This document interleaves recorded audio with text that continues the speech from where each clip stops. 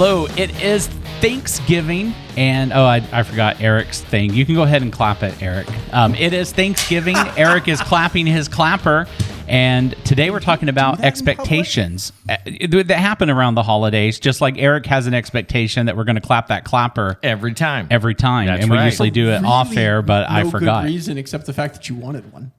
Yes, and I wanted a really cool digital one, but I didn't get that. Yeah, those cost $400. Yeah, my bad. Pennies.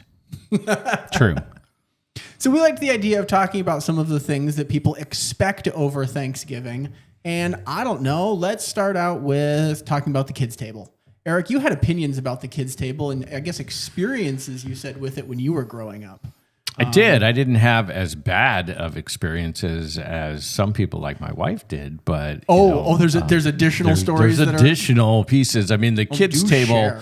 In my Thanksgiving experience, when we went to my grandparents or to my aunt's house, it was very close. I mean, you had the big table with all the adults, and then you had the kids' table, that was really close by, and so it wasn't all that far away. Whereas, like my wife, the kids' table was all the way in the other room, and the adults were in one room. And when I did get to graduate, so to speak, to the adults' table, I thought that was the coolest thing in the world, and then I tried to talk. How old were you during this part of the story? Probably 11, 12, 13, somewhere in there, And I'm imagining that various families have various cutoffs for where the kids' table begins and ends. Oh, yeah. Yeah, most families do. I don't think I ever made it out of the kids' table. Okay. Even today? Yeah. Yeah, even today. No, but yeah, I feel like I went to college and then I wasn't there and I never graduated. Never got into the adult table. Yeah. Mm-hmm. Well, my thing was that I tried to talk and then got, shut down and then informed later on, kids don't talk at the adult table. And I'm like, then fine, I don't want to be at the adult table. So I banished myself. I went back to the kid table where I could actually enjoy talking. And I get it. What I wanted to talk about was not exactly what they wanted to talk about. They wanted to talk about adult stuff. And the kids were just supposed to incorporate in and feel accepted. And I went, screw this. I'm going back to the kid table. It's funner. It is definitely notable that as an adult, it's like, oh, why do the adults all just want to sit around and talk? That's why.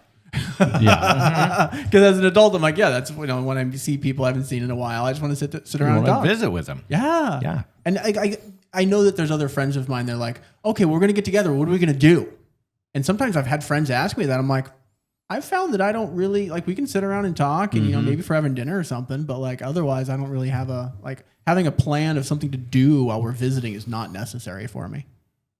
Yeah, I like just to chill. I do remember when I was a kid, I would often lead my cousins on shenanigans. And so while the adults were sitting and talking, I would do things. One of the things I'm most remembered for at one of my grandparents' house is I told all of them that we could parachute out of a tree using the little Walmart plastic bags. So I had everyone put them around their Walmart plastic bags that are about the size of a basketball. Yeah, but we were little, thin. And you could put your hand through it and have it like a parachute, and out we jumped. Fortunately, the tree wasn't that tall. I was going to say, how many ankles were broken? Yeah. So, but yeah, I always had fun when I was a kid playing with my cousins and doing that kind of thing.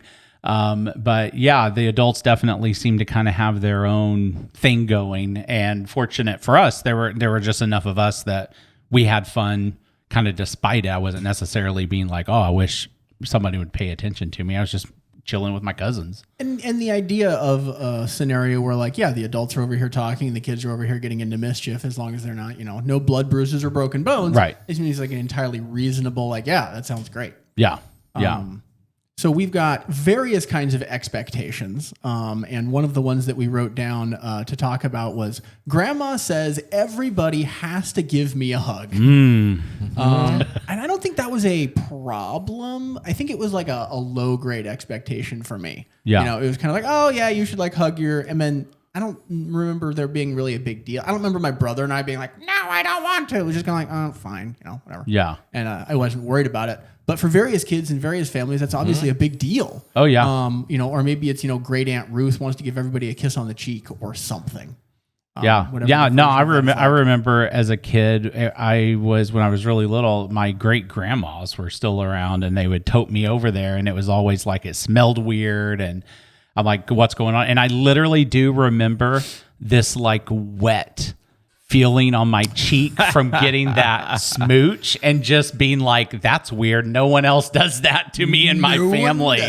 Yeah. So I know the feeling. I had a couple relatives that they were like, no, you have to give me a hug. And I was like, I don't like being forced into. This is an expectation. This is a requirement. I remember, as an adult, I was at my wife's grandparents' house, and there was a new person that, had been invited into kind of the holiday festivities, and everybody was leaving, and she positioned herself at the door, and she was like, I am the official hug giver of the celebration. Oh, wow. And this was like the newest person in the gathering. Yeah. And I was like, positioned herself there. I'm not. So she read my face and my body language, and she goes, oh, for you, how about a handshake? Okay. And I was like, okay, that would have been good when I was a kid, when I ran into these situations. Yeah. Because like I said, there were a couple of relatives that were like that. And I was like, later on, I was like, I don't like that. I don't want that. That's not going to work well for me. Right. My parents would be like, well, you just give them a quick hug. And I'm like, no, I don't want to. I don't want to do this. And my parents knew me well enough to know, okay, we're going to have a problem ever getting him back to an event like that. And so they took it on and said, hey, my sons aren't going to necessarily come up and give you a hug. If they want to, they will.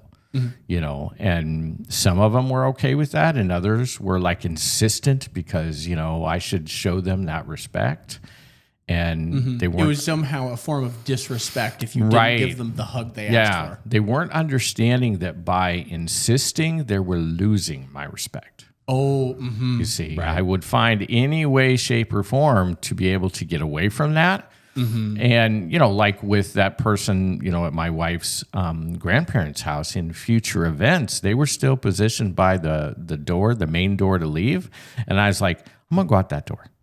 Oh, Even though she had done that, it's like, I'm just going to go out that door. And so as a kid, I would have found the ways as well to be able to get away from that. The thing is, it was taking away my say over my body. Yeah. And I think that's like part of the way this works is it's like, what are the appropriate options that children should have? And we're arguing for the fact that not giving, great Aunt Ruth a hug should be an option, should be optional, right? Rather than mandatory. Like, in my house, it's like, you're going to brush your teeth, kid. Like, I will literally fight you for that, right? That's not an option. But in this case, it's like, not mandatory, right? And giving kids appropriate choices and then respecting those choices. Well, as I have become an adult and been an adult, I think back and I go, how come those relatives didn't understand that you can give a hug in a lot of different ways? Oh. How come you didn't want to pay the dividends of the time? Right. It's not that they came and talked to me. It's not that they played with me. It's not that they had any kind of a, hey, I was thinking about you, and I happen to have a couple of suckers. Would you like one? Or knowing what things I might like, or just coming by and saying, hey, how's school going? So I think you're saying when you said you can give a hug in many different ways. Right. I'm very literal. I took that very literally. Yep. And that's an option. Yep. Right? Yeah. Right. It kind of what you were saying about the woman who said, "How about a handshake?" Right. That's kind of a literal interpretation of what you said. Yep. But then I think I heard you say, if a hug is a form of connection, how many various ways could you do that? Right. Is that where you were going with that? Yes. And these relatives are only doing it in that one way, insistent, forced. Yeah. So if we're talking about a hug as a form of connection, there's other ways you could connect with me. Right. It's kind of like, we're going to get a little, we're going to get here probably eventually, but just, since we're in the holiday thing, Santa Claus is another way of taking away a kid's power. You go to see Santa Claus at the mall, and what's expected? Santa Yeah. expectations. You have to climb on his lap, So it's kind of the same thing, If those relatives really wanted to have that connection, Right. Why is it that it had to be that forced connection at the end of the day? Which, guess what I'm thinking about the entire day? Ooh. How do I get away? How do I skirt the lines? How do I get away? How do I, and that has an effect on me for, that entire holiday. Right. And your impression of them and your relationship with them is marked by, well, I want to get away. Yep.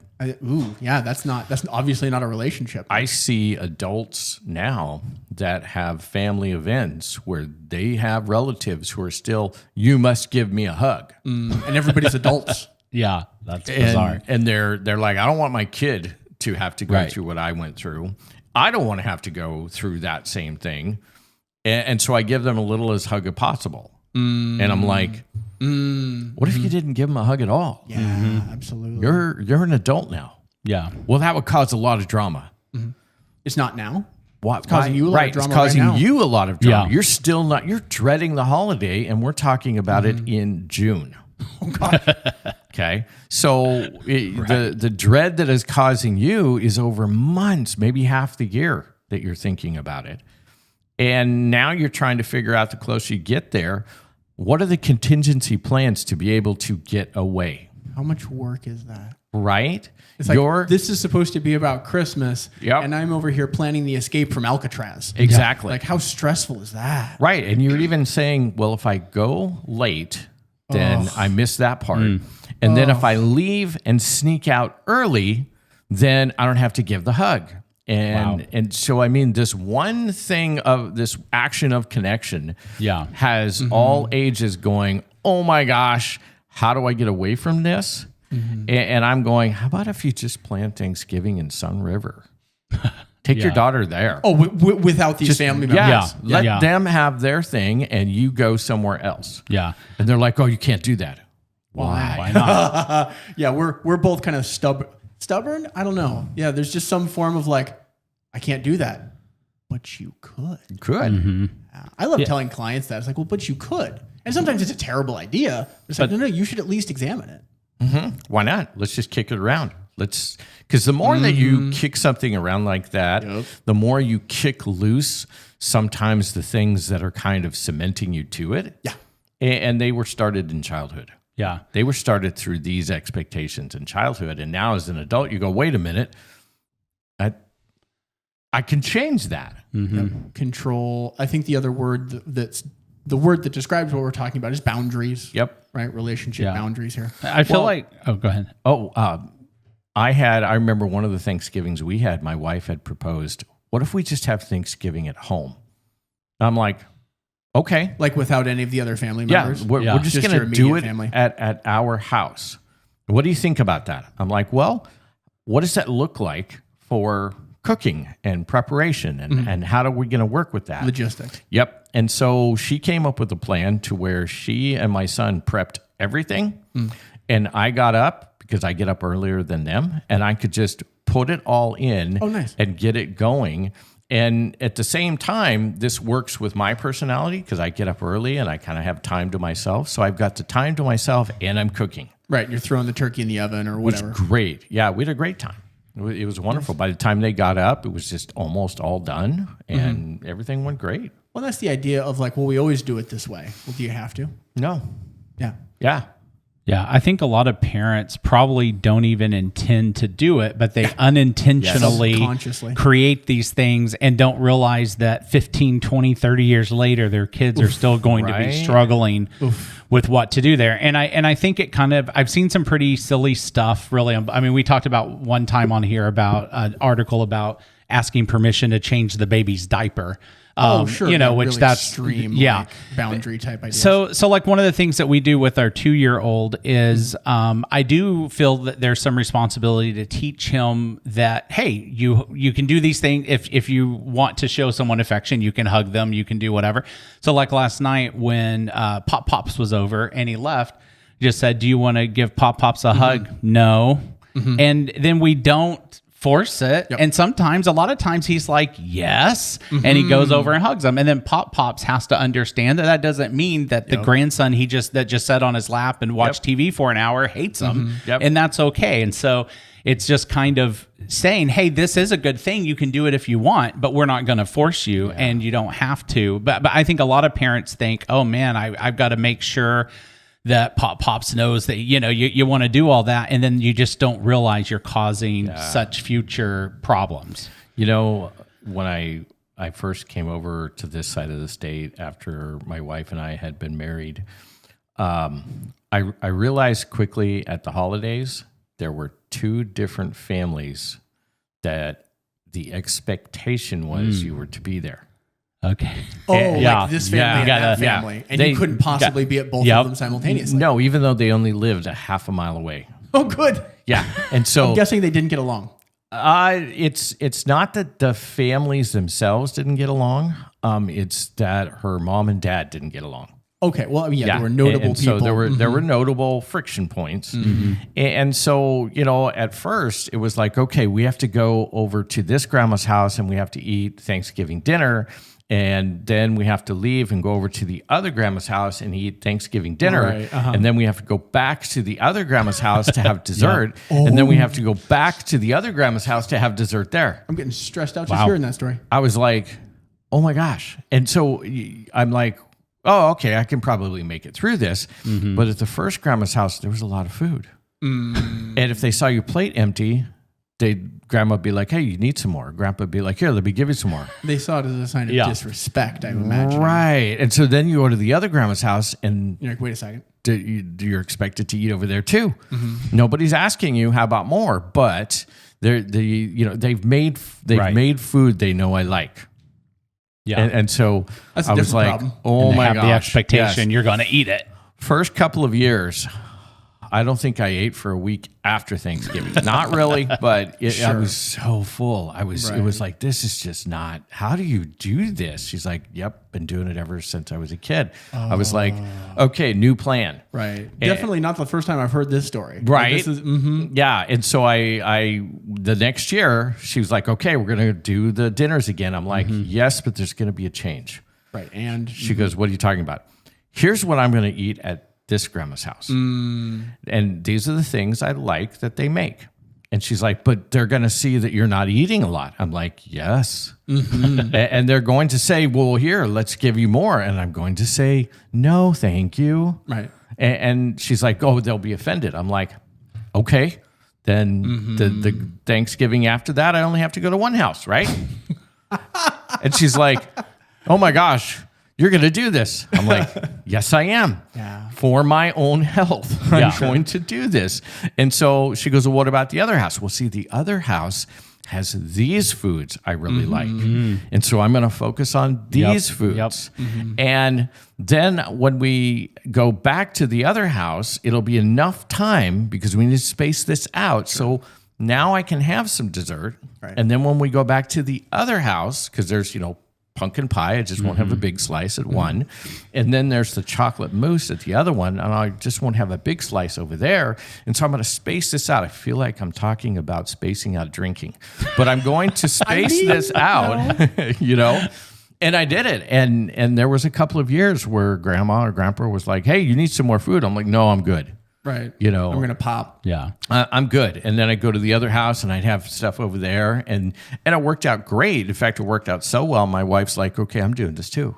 And you probably ruffled some feathers at the beginning. I'm sure. People kind of like, okay. And that's really like with the hugs and stuff too. Like if you get people like. Yeah. Here's the thing. Somebody told me a long time ago that no matter who you are, no matter how nice you are, no matter how great a person you are, there will always be somebody in this world who hates you.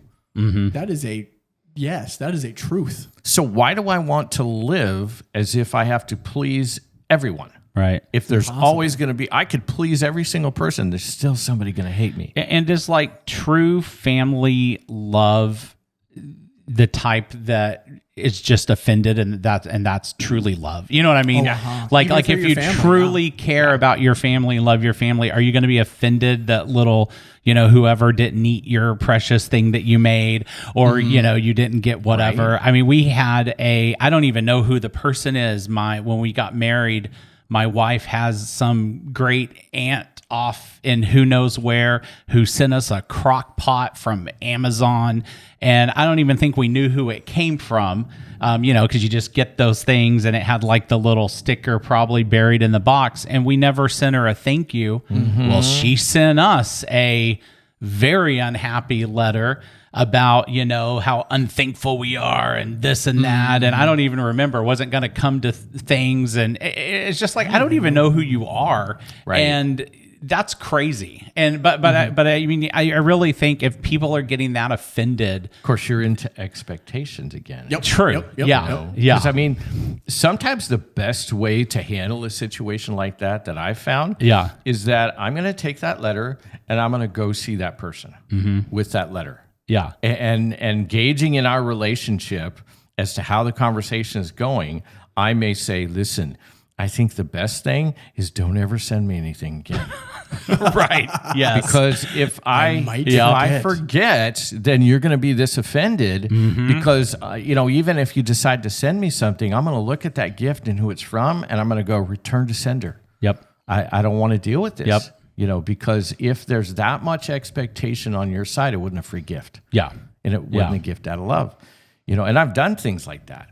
My wife, the rift between her mom and her dad, which was more on her dad's side, there were times where he wanted to know when the time for Thanksgiving in the other house was and pull the Thanksgiving in the other grandma's house closer to overlapping so that we had to choose one. And my wife's like, what are we going to do with that? I'm like, well, if you have to choose one, which one are you going to choose?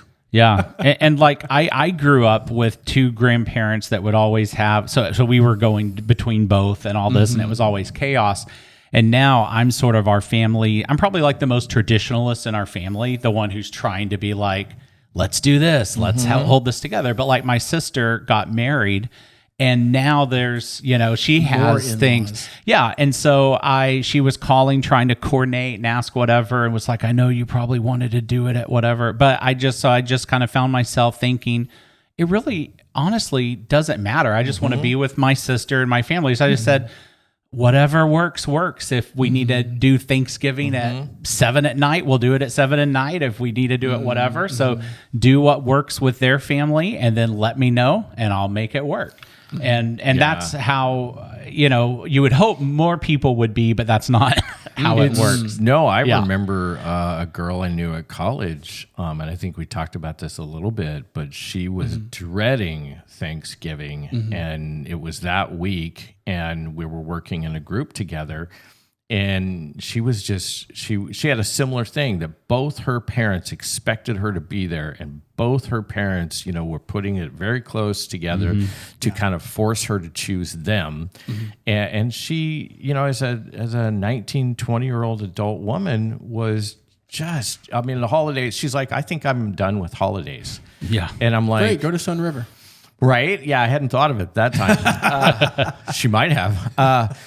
But at the same time, I'm like, what if you were to just talk to your parents and let them each know, here's the way it's going to be for me?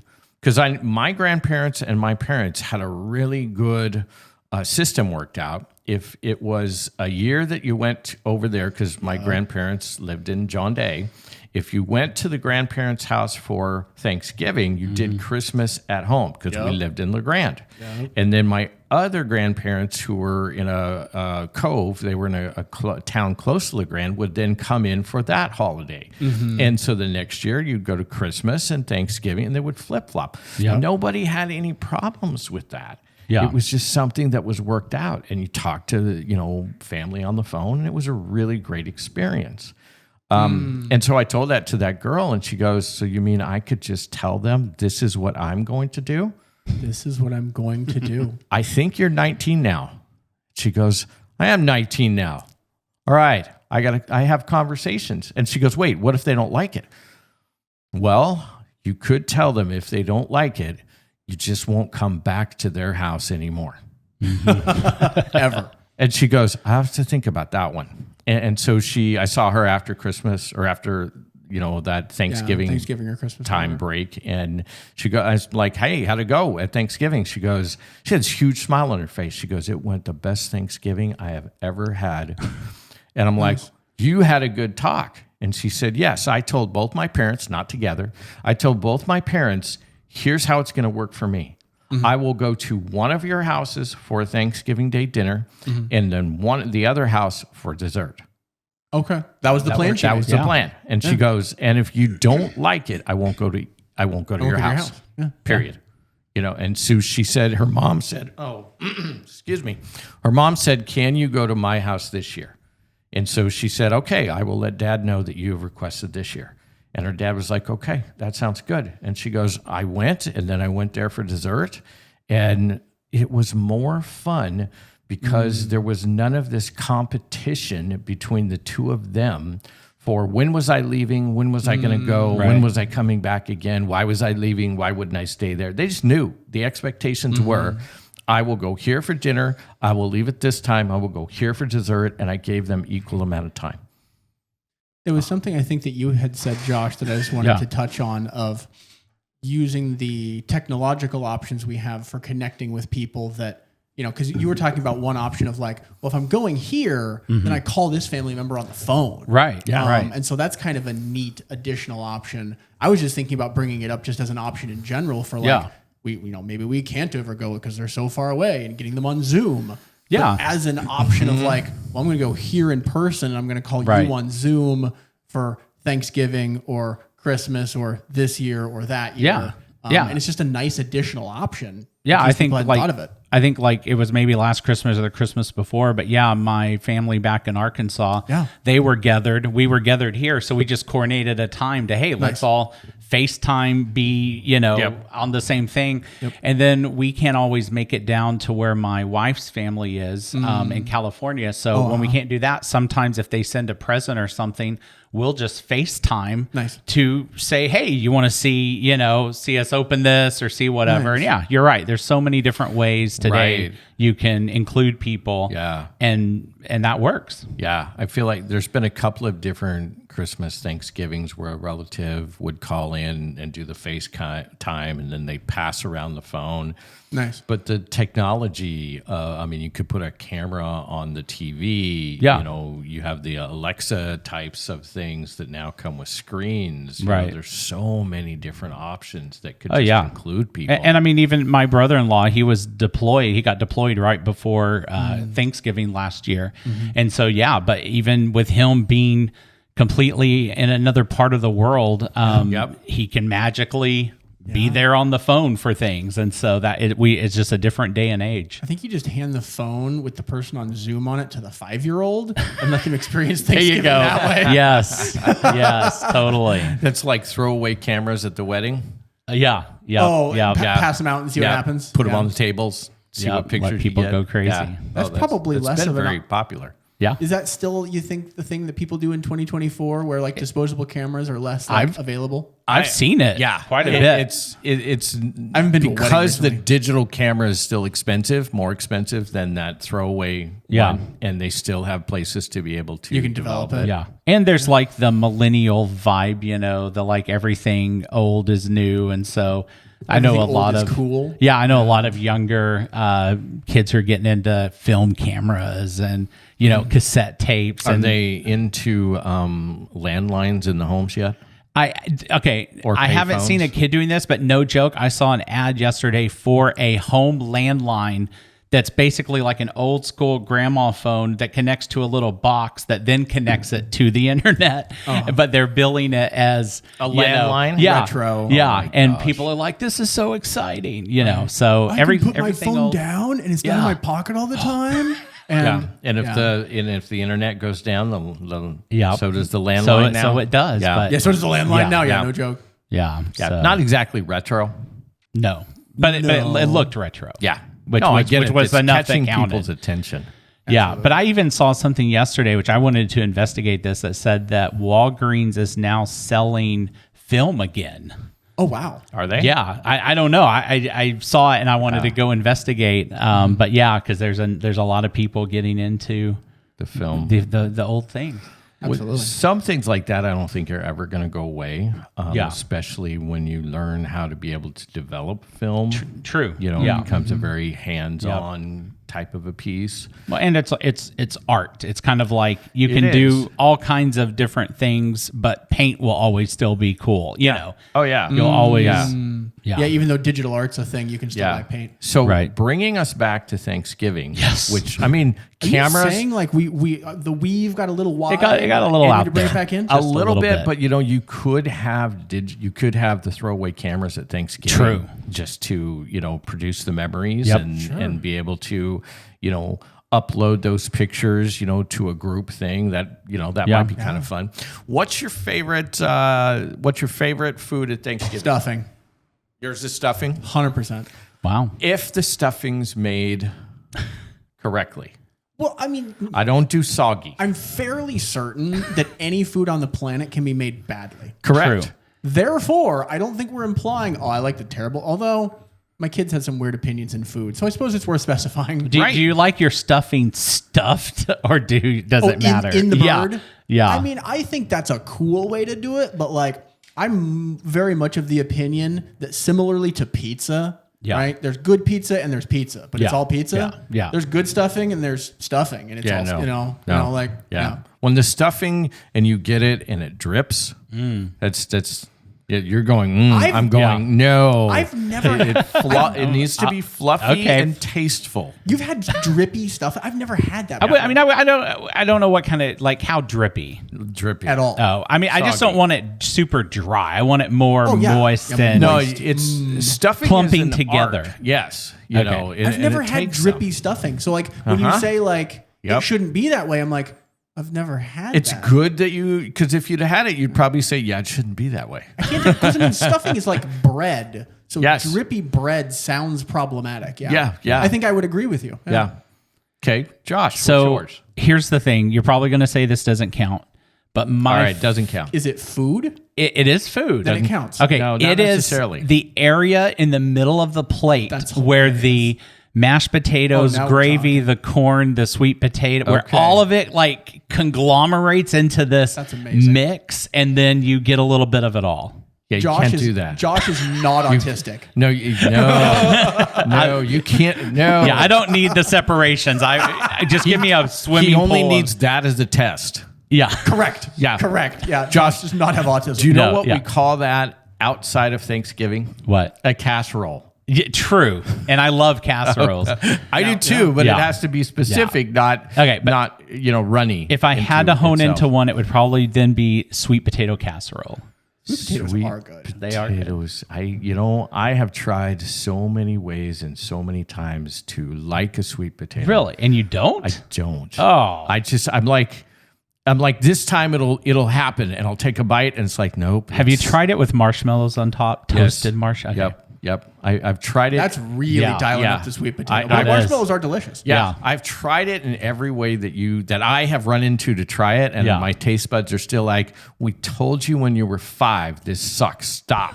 Taste, texture, or something else.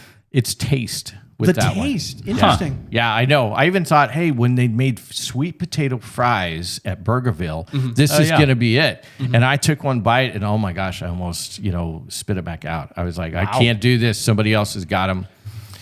Wow. I know. So it's more sweet potatoes Okay. for you guys. Yeah. I'm cool. I'll with take that. it. But even before sweet potatoes, Josh likes the mess in the middle. I do like the Yeah, mess in he the likes middle. the mess in the middle. Yeah. Yeah. That's Okay. my favorite part. Yeah, not going to happen with me, but that's okay. Yeah. And, I'm also like, the KFC famous bowl. Yeah. That's like along those lines. They just like a chunk it all in. Yeah. But that's Chug like it all in a tub. casserole. You intended it to be like that. Josh True. intends his Yes. Thanksgiving plate Yeah. to be this way. I do. Correct, but that's not. And no, when I'm putting that's it not on the good. plate, I even sometimes I'm a little sloppy Exactly. with it and See? like spill This the is what corn I'm over. saying. Yeah. It's not. Yeah, it breaks the rules. It breaks the rules. What about you, Eric? Mashed potatoes and gravy. Okay. That is the thing. That's a good one. I love How do you add the gravy to the potatoes? Because I'm imagining with there's a like- ladle. Well, yeah, but like, do you make make a like moat? the volcano and like add it that way? No, why would you do that? to be cool. Because it's an option that I've seen people do. No, I did that when I was a kid. No, I totally get it. No, you put the mashed potatoes on, and then you put the gravy, and then you look at it and go, wow, could the plate have more mashed potatoes? And then you put more mashed potatoes, and then you put the gravy, and then you go, wait, where's the turkey going to go? Oh, crap, make these lines, and then you put the turkey there. Because they can't touch. No. I love it.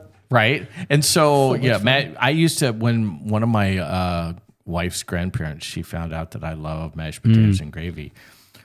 We'd go over there even just during the week. And her grandfather, who he didn't have a lot of things to say. He didn't talk a lot. Man of few words. Man of few words. But I would hear him go, he would just like tap on the table. And his wife would look over, and he would be like, he would move, head nod to me, and then he'd be like, kitchen. Literally like pantomiming. Yes. And I'm like watching out of the corner of my eye. And so she would be like, I know, I already took care of it. And she'd go in there and she'd pull out, mashed potatoes and gravy, and she'd warm it all up. And she'd be like, Eric, are you hungry? I'm like, uh-huh. Even if I wasn't, I'm like, uh-huh. Yeah. And they'd have that ready, or she'd make it. It was unbelievable. Yeah. So, mashed potatoes and gravy are, that makes. That's it. That's where it's at. That's right. All right. Well, sounds good. I think that's where we're wrapping it up for this Turkey Day. So enjoy Thanksgiving, and definitely. Whether your food can touch or not. Yeah, that would be a good. That's like a good. We understand where you're at, Eric. Yeah. But there are other people in the universe who disagree with you. No, they don't. It'll make a good conversation around your dinner table. If you enjoyed this, definitely give us a like. Please subscribe, and let us know in the comments what your favorite Thanksgiving family traditions are, and we'll see you. And whether or not the food can touch. Exactly, if it can touch or not. That is the most important thing. I need to win this election. Yes. So we'll see you on the next episode. Bye.